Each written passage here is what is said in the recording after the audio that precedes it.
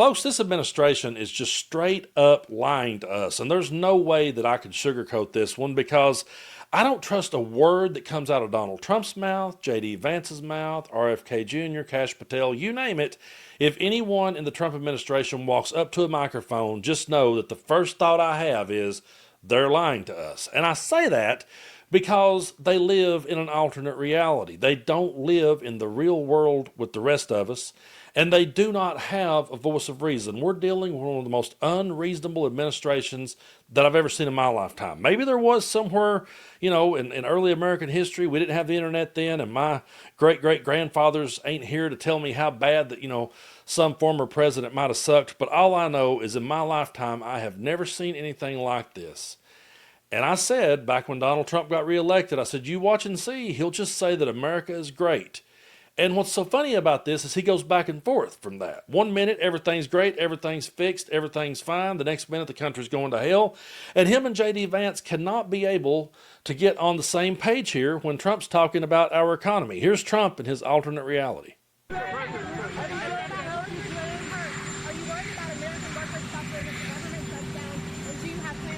Well, we're going to see, but the radical left Democrats want to shut it down. I mean, it's up to them. We have a great economy going.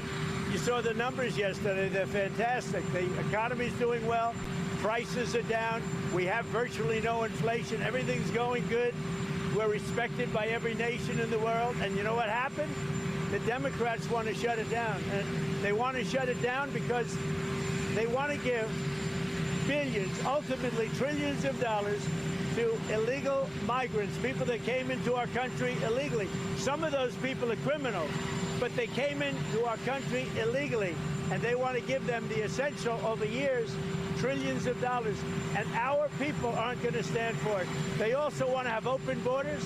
They want to have men and women's sports. They want to have transgender for everybody. These people are crazy, the Democrats. So if it has to shut down, it'll have to shut down.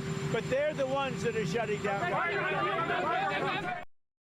Okay, the Democrats are the ones shutting it down, but he's the president.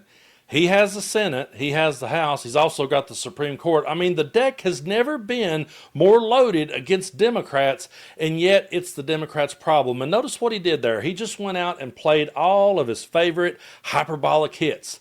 Let's just throw all this. The Democrats, they're radical left lunatics. And again, when they want to talk about people turning down the temperature in the room, how about you address people who disagrees with you as something other than radical left lunatics? We're just over here wanting to see people paid a living wage. We're just over here wanting to see people have health care. But look how he has to put that spin on it. Put that spin. Oh, they're wanting to give it to immigrants. That's the reason they're shutting it down. Oh, they're wanting to have trans everywhere. That's the reason why they're shutting it down. But you're in charge. You're in control. So it kind of speaks. I mean, if the Democrats are so powerful that they can override the president, the Senate, the House, everything, and get their way, then why did anyone vote for Donald Trump if Democrats are that powerful? And why is it that Donald Trump is saying, oh, the economy's great, oh, it's fantastic, oh, we're just having a record year, the greatest year in American history, but yet J.D. Vance is still saying that everything's in the shitter? Take a look. Housing is too expensive. Groceries are too expensive. Now, I would say they're too expensive because we inherited a disastrous Biden economy and we're making progress. It's only been 8 months, but we've made a lot of progress.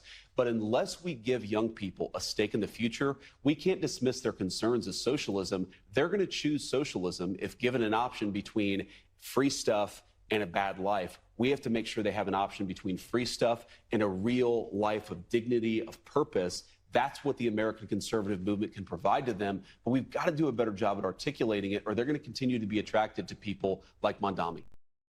So which one is it? Who's telling the truth there? When I started off this video, I said they're lying to us. Well, clearly, in this case, one of them is lying. You've got the president saying everything is just hunky-dory, and you've got the vice president saying that we still got a long ways to go. And, of course, he played another favorite hit from MAGA, which is blame it on Joe Biden. But I just want to remind everybody that Donald Trump said you would see low prices, you would see falling prices on day one. He also promised to end the war in Ukraine as president-elect. Then he said he would do it on day one. None of those things have happened. None of the promises that Donald Trump gave his followers has happened other than when he said he was going to go after the enemy from within and the radical left lunatics and anyone that disagreed with him. That's the only promises that he's kept. And those promises don't pay the bills. And I'm going to keep saying that. I'm going to keep pointing that out Because J.D. Vance is like, hey, they're not going to pay attention to us. They're going to look elsewhere. Yeah, J.D., you're actually right about that one. They are going to look elsewhere when they realize just how full of shit that you are. Because, again, you've got control over everything, and you still can't beat the Democrats.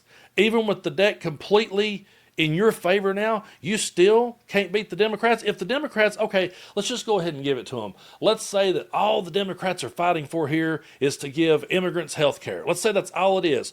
You're telling me you can't override that? You can do anything else you want to do, but you can't beat the Democrats here? Let's say that Democrats are just wanting trans people to be everywhere in your life. You can't put the brakes on that when you got full control? So eventually they're going to see you for being full of shit, especially when people like us are saying, I think the reason why that they're having this government shut down and the reason why that they're okay with the government shutting down and the reason why they're going to turn it and blame it all on Democrats, maybe, just maybe, I don't know, maybe it's because of the Epstein files. Maybe because they realize that Adelita Grijalva out of Arizona is the 218th vote, and if they open it back up and she makes the vote, they have to release the files. Oh, but don't worry, everybody. We got the Amelia Earhart files. Here you go. Take a look at this. No one gives a flying fuck about the Amelia Earhart files, okay?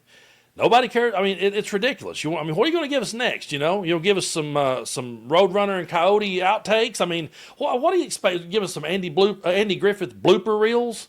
You think that'll soothe everybody? No, it's not. It might. I mean, actually, we could use some Andy Griffith blooper reel. I can talk today. We could definitely use some of those blooper reels these days. We need a good laugh, but they're not delivering on their promises. They're breaking every promise in the book. And people, no matter what, they can look at their grocery bill and they can know that I ain't lying when I say it ain't no lower. They can go through a drive-through, and when they get the total, they know I ain't lying when I say it's not got any lower. Their lives hasn't got any better. They're just sitting back flexing while Trump declares war on everybody they dislike. But eventually, that's going to wear thin, and eventually they're going to go, you know what? We've had enough of this reality show, and we got to move on. But before we go, I'm going to remind you one more time, and I may be playing this clip for a while because I'm just going to keep reminding everyone of what Donald Trump said before he was ever president. He said a government shutdown, the blame would lay solely on the president. Take a look. Donald, we're having a hell of a time trying to negotiate here in Washington. So tell me, if you were president, what would you do? Well, very simply, you have to get everybody in a room. You have to be a leader. The president has to lead. I hear the Democrats are going to be blamed and the Republicans are going to be blamed. I actually think the president would be blamed. If there is a shutdown, I think it would be a tremendously negative mark on the president of the United States. He's the one that has to get people together. They're not going to be talking who the head of the House was, the head of the Senate, who's running things in Washington. So I really think the pressure is on the president.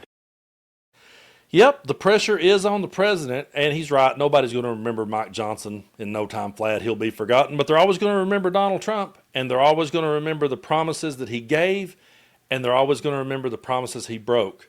And they'll remember those promises when they look at the receipts and they see that they didn't get the things that they thought they were going to get, and the things they didn't get and actually didn't add any value to their life. So when J.D. Vance says, hey, they're going to look elsewhere, it's not because of socialism. That's not what they're going to look for. They're going to look for the truth.